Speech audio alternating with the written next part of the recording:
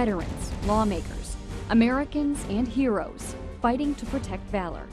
Stolen valor is lying, but it's so much more than lying, and the consequences of letting it go unchecked are severe.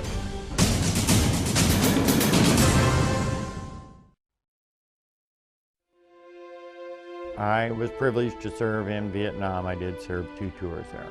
For Doug Sterner, service in the Vietnam War means fulfilling another duty 4 decades later, honoring those who gave the ultimate sacrifice. These men and women performed gallantly. They laid down their life in the call of duty, often for their comrades, for another people, for another nation, and for a cause that was greater than themselves. For Doug, the Vietnam experience is now a journey beyond the wall, beyond his own memories of war, on another kind of mission, to honor that call of duty. I was Army, I was a combat engineer. I appreciate the lessons that first the Army in my training and then my experiences in Vietnam taught me. That background gives me a little bit of help when I research some of these things. Doug is on the lookout for real heroes, working for some 15 years to compile a database of U.S. service members who have received Valor Awards above the Bronze Star. When we're dealing with Valor, primarily the 3 top Valor medals, the Silver Star, the Service Crosses, and the Medal of Honor, are presented only for heroic actions. They can't be awarded for meritorious actions. There are other awards, such as the Bronze Star, which may or may not be for Valor with a V device. Only the Purple Heart and the Prisoner of War Medal are awarded not for an action that you made, but for a sacrifice. It's an effort that has also uncovered a dark side, a world of stolen valor by fake heroes claiming honors and awards they have not earned. On a daily basis, I'll probably get 2 or 3 emails reporting somebody suspected of being a phony. It's not enough to have a Silver Star and 1 Purple Heart. Soon they've got 5 Silver Stars, and I have one guy with 13 Purple Hearts. And so it grows and it grows and it grows. And so in that regard, they are causing great harm to the overall award system and to the individual legitimate recipients of those awards.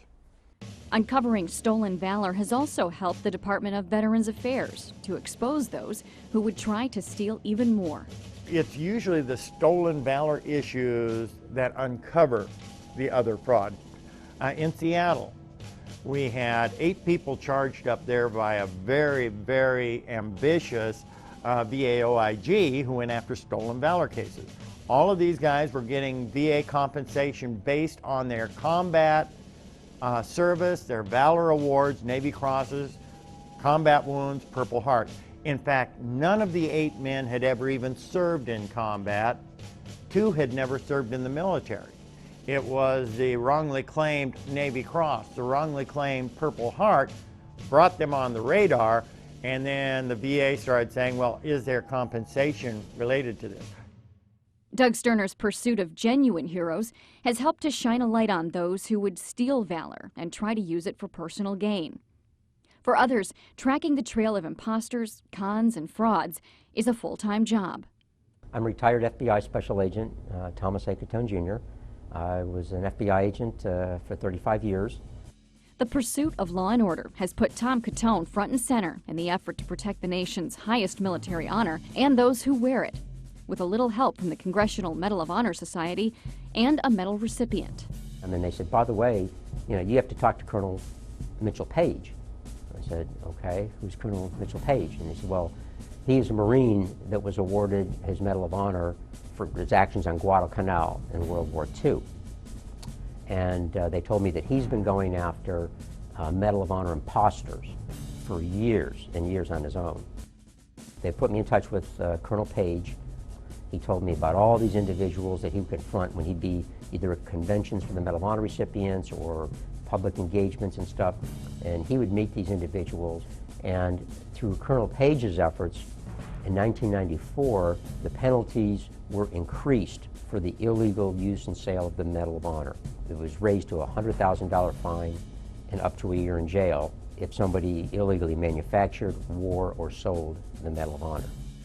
Tom would go on to investigate Medal of Honor phonies and help to provide security for Medal of Honor events. Every Medal of Honor convention that I went to, we would confront an imposter. Everyone. It was in 2003, at one of those conventions in Branson, Missouri, that Tom Catone was faced with a man in a wheelchair claiming to be a Medal of Honor recipient and a former prisoner of war. I took my credentials out, said, "Sir, I'm with the FBI. I understand you're a Medal of Honor recipient?" He said, "Yes, I am." I said, "I understand you're a POW." He said, "Yes, I am." I said, "When were you a POW?" He said, "1972. I said, "No, you weren't." "When did you earn your Medal of Honor?" And he said, "1968. I said, "No, you didn't." I know every living recipient. He is not a recipient. And he kind of realized, well, that might cause some embarrassment. So this van shows up in front of the hotel. He gets out of his wheelchair, walks at least as good as I can, folds that wheelchair up, and disappears. The law is written, when that happened, said it's illegal to wear, manufacture, or sell any military award that you're not entitled to. Since he wasn't wearing it, couldn't charge him. The scope of Tom's work would grow to include other kinds of stolen valor cases, and sometimes the case would find him. During an event in Washington, D.C. in 2002, when Tom was recognized as an honorary Marine, he came face to face with another phony hero. He's Navy Captain Roger Edwards. I mean, he's wearing a Navy uniform, and he's, Silver Star, multiple Purple Hearts, Distinguished Flying Cross, Bronze Stars, a whole bunch of stuff. I read his bio, and it said he started his military career in the Army during the Vietnam War, earned the Combat Medical Badge, the Special Forces tab, the Ranger tab, the Silver Stars, the Purple Hearts, and Bronze Star with V's, and then he switched over to the Navy. I looked at this and read this, and my first impression is, wow, I'm being honored, with this guy. But there were doubts, and a review of Captain Edwards' personnel file by veteran FBI agent Tom Catone would reveal signs of a fake. He never earned the Valor Awards, the Silver Star, the Purple Hearts, the Bronze Stars with the V, the Ranger tab, the Special Forces tab. In August 2004, Edwards was found guilty during a court-martial of wearing unearned service ribbons and medals, including the Silver Star. So as the court-martial was going on, I testified, as a witness and as a victim. So when I get to meet an individual that I initially perceived to legitimately be a true hero, I mean, I was impressed. And when I found out he did that, not only did it, but did it at that ceremony and did it basically to me. And it has to end somewhere, because when you steal someone's valor, it affects a lot of people.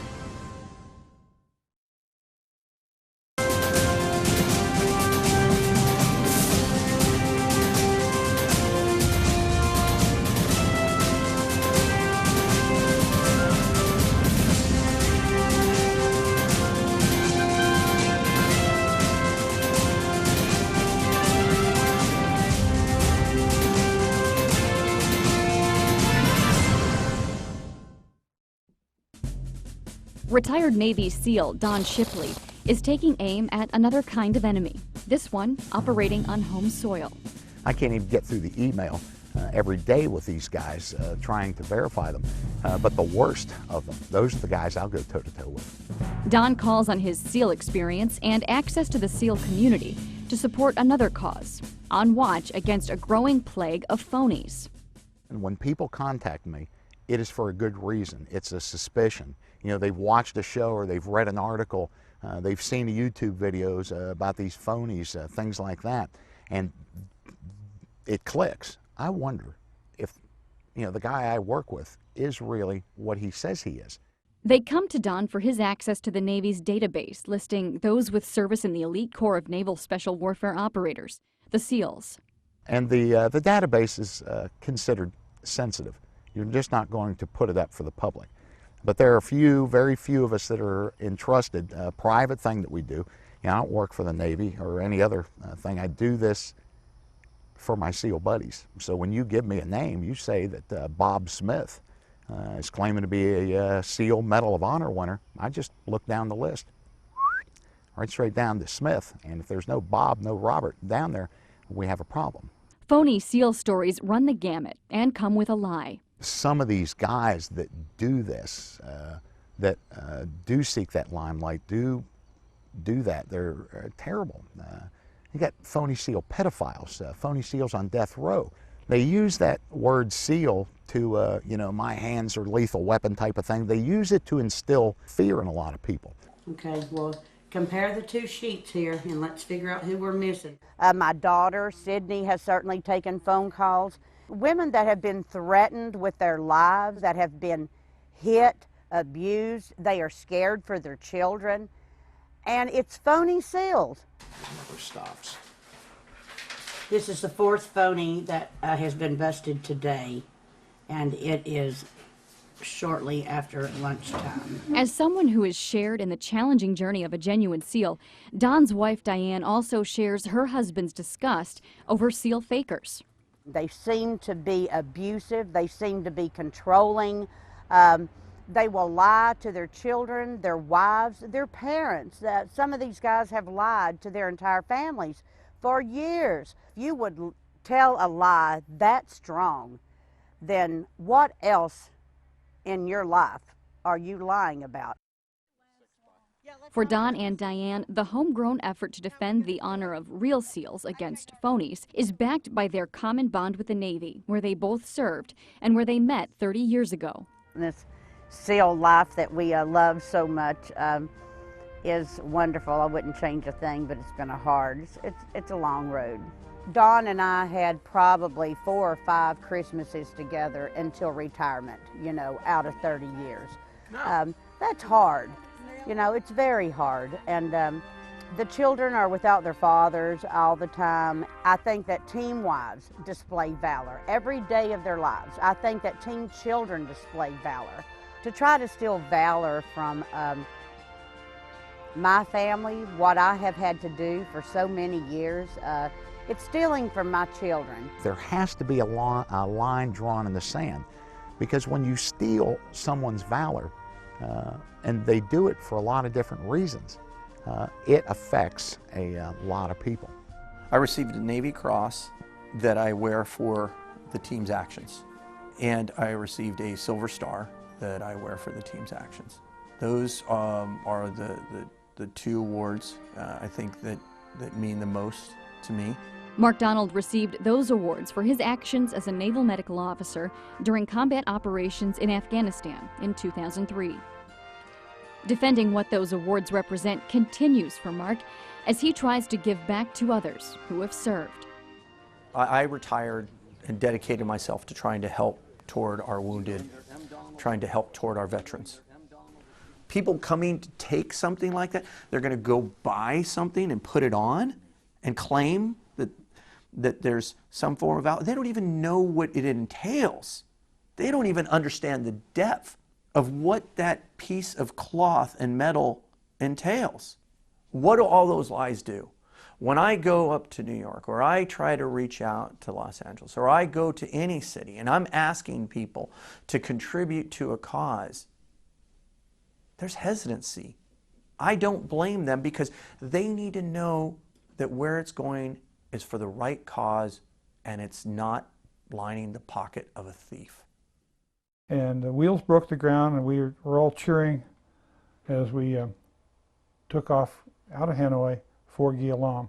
It was March 4th, 1973, a day of freedom for Mike McGrath and fellow American prisoners of war after years of captivity in North Vietnam. And it was called Operation Homecoming, in which about 580-some people, American POWs, plus some civilians, which came to a total of 591 of us, were released at the end of the war. So we waited until we took off and the wheels broke the ground. That's when you see the pictures of us cheering and clapping. That long ordeal began in 1967 during a mission as a Navy fighter pilot when Mike McGrath was shot down and captured. And I was on my 179th mission over North Vietnam. I was 27 years old. I was subjected to torture, 2 weeks of torture. I lost 50 pounds. I never had medical treatment. I just had to get over my injuries. They just healed the way they were. I realized that We don't have a camera. We can't record this. We can't tell the American people what went on and how many people were tortured and how many people were hurt by these, our captors. And so I kind of made my mind, I said, well, I can't photograph it, but I can memorize it. And I can draw it. We went through a tough time together. And we held our heads up with dignity. And our motto was return with honor. Retired Navy Captain McGrath and fellow survivors have encountered another group of POWs. Only these POWs are fake. We're in an epidemic of wannabes, and we track over 3,000 people who say they were Vietnam POWs, but they escaped and they want to be part of our POW group. But yet there's only 541 of us alive. Several have defrauded the Veterans Administration and made false claims to get increased benefits and to get money. When we find a guy that's getting VA benefits in the form of cash and money, we turn those cases over to the VA Office of the Inspector General. It's just kind of pathetic. You just say, boy, these guys are desperate. Why would they want to be us? They should go over there and sit in a jail cell for 5 years. Then we'd accept them with pride that they're one of us. But they didn't sit in a jail cell for a day. And it really didn't take very long once we started looking that he was not who he said he was.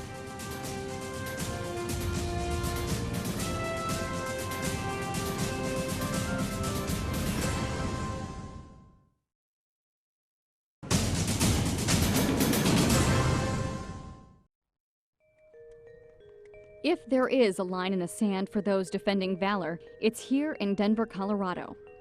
Dan Warvey, an Army veteran with 16 years of active and reserve duty, supports local programs to help vets with legal issues, suicide prevention, and mentoring.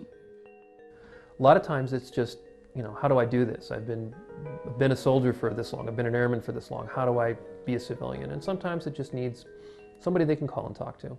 It was in that spirit of service, in the campaign year of 2008, that Dan was introduced to a man who said he was a graduate of the Naval Academy, a Marine Corps veteran who had served in Iraq and wanted to help fellow vets. He was going by the name Rick Duncan. Seemed like a, dedicated, active guy, seemed to have a lot of ideas, and had a lot of personal references. Other people that were there would say, oh yeah, that's Rick, he's a good guy. And he took action, forming a group called the Colorado Veterans Alliance. We have affidavits from several veterans concerning specific dates, on specific incidences, on specific times, which I know there's a lot of veterans in the police department. And I know many veterans in the police department. There's a great crossover between the armed services and law enforcement. I think the uniform and the hierarchical command structure thing feels like home. He talked, I'm a Marine officer lifestyle. He, kind of synthesized all that stuff together to be the perfect kind of young poster child Marine. Well, he claimed to have been a graduate of the U.S. Naval Academy, to have served in Iraq, to have been wounded, to have received a Silver Star and a Purple Heart. He dug deep. He found this information. He worked hard on the research. It made him that much more compelling, and I think that's why people for so long didn't bother to look at his background, because everything he was saying matched up. But not everything was matching up with Rick Duncan. His story began to unravel when he asked to be a part of a campaign commercial for U.S. Senate candidate Mark Udall. The person running the event said, fine, you can be in this commercial if you have your DD-214. The DD-214 is your discharge document that says, this is the branch of service, this is the character of my service, here are my awards and decorations. He couldn't produce one. Just as a result of, my background, caution, I decided it was time to really check out his past. We started digging around. It didn't take long, and we managed to figure out his entire life, his entire persona was a complete fraud. His real name was Richard Strandloff. He had never been to the Naval Academy and had never been a Marine. The FBI wanted to know more, and Dan was there when they confronted the man known as Rick Duncan. Is your name Rick Duncan or Rick Strandloff? He looked like a deer in the headlights. He paused a minute and then he said both. Strandloff would be charged under the Stolen Valor Act, which became law in 2006 and made it possible to prosecute those who make false claims, verbally or in writing, of earning military medals. But in 2010, the charges against Strandloff were dismissed by a federal district court, and the Stolen Valor Act was ruled unconstitutional as a violation of free speech. The Strandloff experience and its impact on the Stolen Valor Act left Dan Warvey with some very hard lessons about trust and the law. When you say you're a vet, there's a level of trust that's automatically established between you. People have said that this has kind of violated that trust, and it has. But I don't think it's going to stop veterans from talking to each other and trusting each other. What we just have to do is take that little extra step sometimes. If something just doesn't seem right, go ahead and go with your gut. Why are these people lying about the decoration? Is it to raise money for my fake veteran foundation? Is it to raise money for me so I can live comfortably? Then yeah, I think that's why that law is important. Okay, you're lying about your decoration. Let's take a look and see where you're going with it. One lawmaker in Washington, D.C. has backed an effort to refine the Stolen Valor Act, working for a tougher law that also protects free speech. So we decided to take the law and make it more of an anti-fraud law that says if you misrepresent yourself to gain something of value, then you've committed fraud. And therefore, you're not just lying, you're actually committing the crime of fraud. Congressman Heck is also Dr. Heck, and a colonel in the Army Reserves with some real-world knowledge of valor while serving in Iraq in a combat support hospital. I think about the first combat fatality that we received at our facility.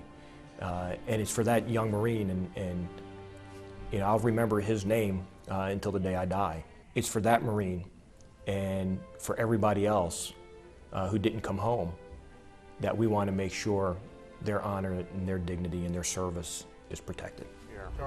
My closest friend was Jamie Pacheco. He was an Army Ranger with the 75th Rangers. He was killed in action on 25 May 1972, saving his Ranger team.